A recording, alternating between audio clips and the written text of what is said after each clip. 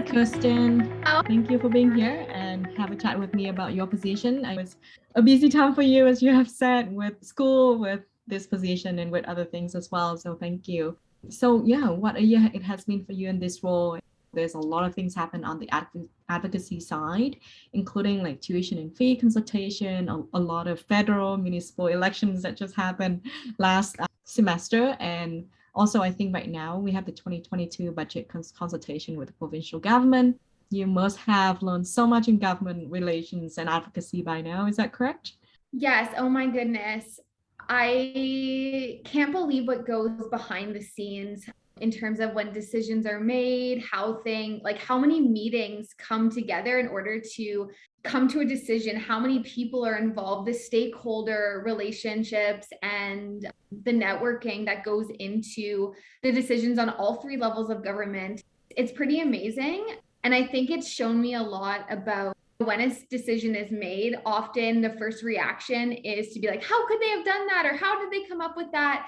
And now that I've seen what happens behind the scenes, it just makes a lot more sense. And it's pretty remarkable. So I've learned way more than I could have imagined. Thank you. And graduate students are quite familiar with your Instagram interviews on Instagram and a lot of advocacy updates on our Instagram page and also on other social media channels as well. So I like to thank you for doing that. And can you share a little bit about what you do behind the scenes in board meeting and meeting rooms for your VP external role? Yeah. So first thing I wanted to touch on is just the social media advocacy piece. So something that was really important to me starting this position was to be just really transparent with our membership about what we're actually doing, because advocacy, it's not something that is so front and center. Like you said, it's all within meetings, it's all behind the scenes. And so being upfront about the meetings we're having, what we're talking about in meetings, the results of those meetings, the follow-up was something that was really important to me. So I was really excited that I could use social media as a medium to get out everything that we were doing.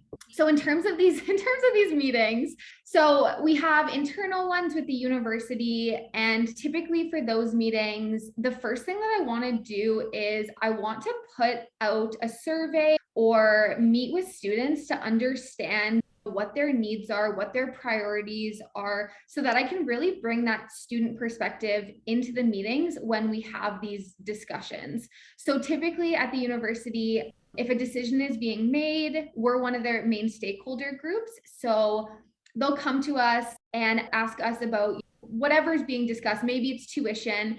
And so in those meetings, we're providing that student perspective. We're providing information that they might not know, because we're really on the front lines and we're graduate students ourselves. So in those meetings, we're giving consultation, we're filling them in on how students feel, how it's going to impact student lives. And really on the municipal level, when I meet with counselors, it's the same thing. We're just really sharing the student perspective and what students want to see. We also negotiate hard. So tuition season, when I started this role, off the bat was thrown into tuition. And one of the first things I was doing was asking questions, negotiating, trying to come up with compromises around what we could do so that students weren't being affected by these increases. So that's what happens behind the scenes. And what is your favorite part of being this role? Is it the networking or is it the professional development or impact? You know what? I think it's getting to meet with students and gather their perspective, because that's really why I wanted to do this position. It's very funny that I'm in like a political position, because I'm somebody who really doesn't like politics whatsoever.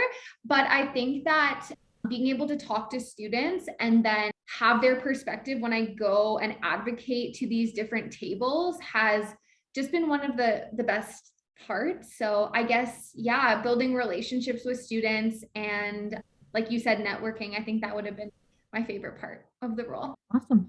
And I know this is quite a special role, as you said. It's for advocacy, it's dealing with governments, with the university Yeah. administration. So do you think is if there are any particular skills or experience that this will require of the person that's running? Yeah, that's a really good question. I think, honestly, I think the biggest thing for me is having like a passion for what you're doing, because a lot of the things that we are, let's say, negotiating on or talking about internally at the university, and then also on the three levels of government, are typically quite discouraging. Like, usually they're around cuts. Usually they're around trying to find solutions for areas that are already lacking. And so I think that if you don't have a strong passion for that type of work, you put in a lot of hours in this position. And if you don't have that drive and that care and that want to make a difference, then I think it's probably not the position for you. Being a strong speaker, I think, is helpful. It's actually one of the things that I've improved on this year as well in terms of my own professional development, is presenting something more concise, more clear, is something that I've improved on as well. So I guess those two are maybe my top ones. And what does a particular week look like for you as the VP external and also as a graduate student? Oh my goodness. I'm spread pretty thin. I wear a lot of hats. So I'm a second year PhD student in the Workland School of Education in the School and Applied Child Psychology program. So currently I am taking courses. I'm working on my dissertation. I'm also in practicum right now within the community, servicing children and youth with mental health disorders. So that's the school piece of it. And then the GSA side is I'm in a lot of meetings internally at the university, talking about oftentimes tuition and services. So things like residence fees, parking fees, the athletics and campus recreation fees.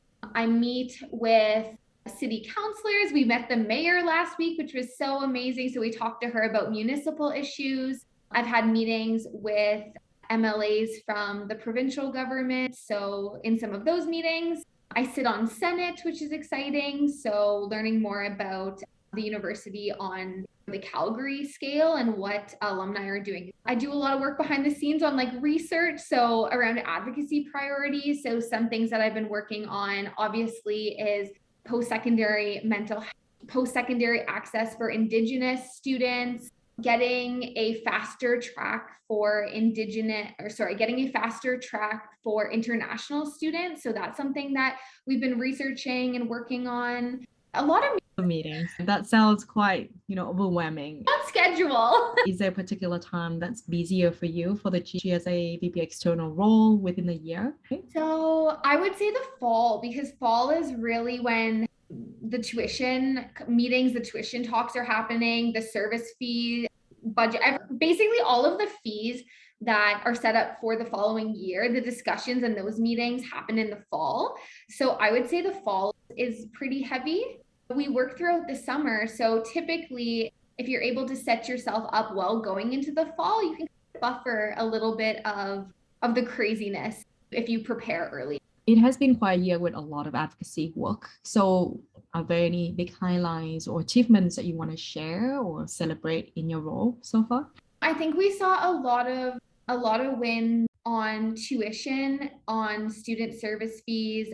We've been able to compromise on a lot of stuff for residents as well, specifically for varsity courts, getting them more parking passes. They're starting a laundry program right now. I've really tried to celebrate the little wins because we can't change everything. I think it just is what it is. And so being realistic about, what's possible and really just celebrating those little things.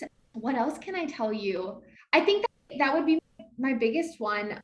Obviously, I didn't work on this specifically. This was our VP academic, Alex Paquette, and our president, Snail Chandro, but obviously the minimum funding policy that we got through all of their hard work with FGS, although that doesn't fall under my portfolio, like the advocacy work that went into that is incredible. And I'm celebrating that as well. I think that was a big news that when it came out as well. So thank you to you and then everyone that was involved.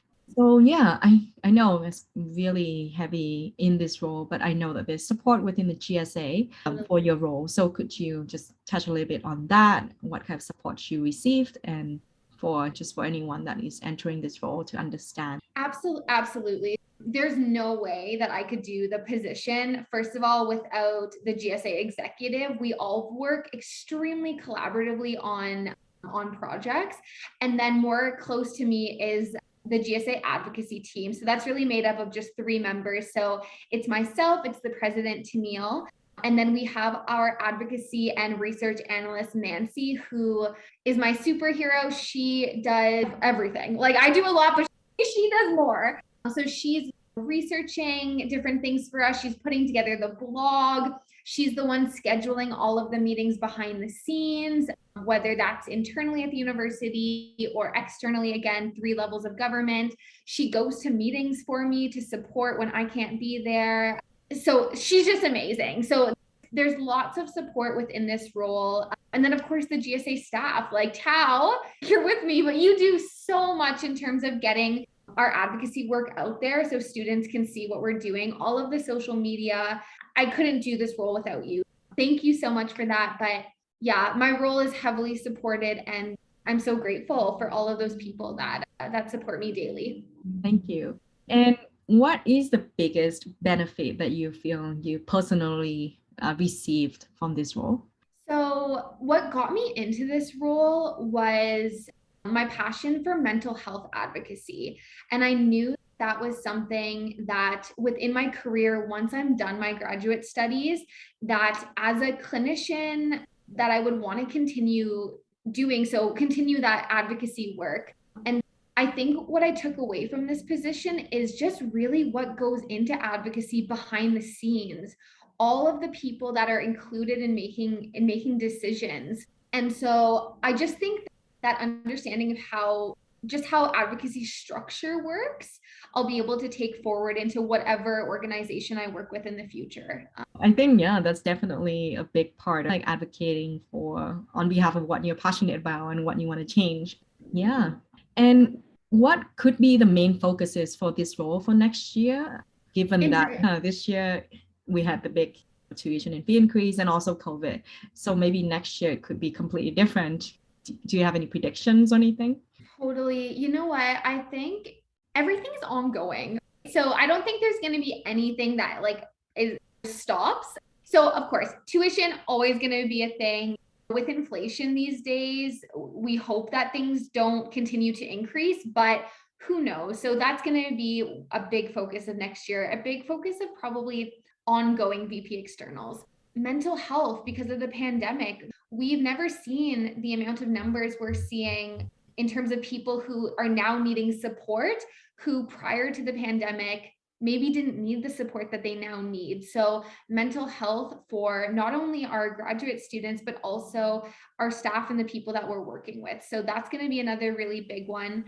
I think that when I think of Calgary and how we're trying to keep people in Calgary in terms of having like successful jobs, opportunity. So I think that working closely with the revitalization of the city and keeping students who go to university and get graduate degrees within Calgary is going to be something that will be ongoing in terms of the city's plan to revitalize the downtown core. So that's something that I can see continuing on. Scholarships and bursaries, pressing the provincial government to give more of those for students rather than just giving loans. I think that's going to be ongoing as well. There's so much. It never stops. Yeah, thank you.